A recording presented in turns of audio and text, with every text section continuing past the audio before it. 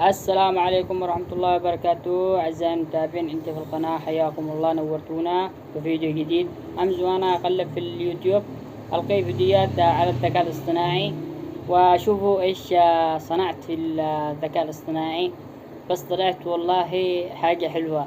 أتمنى تشوفوا الفيديو اللي بنزله ذي الحين. هل أستمر بالذكاء الاصطناعي ولا أستمر بالحقنا هذا بالتلفون؟ يلا، وتحياتي لكم أعزائي المتابعين عندي في القناة.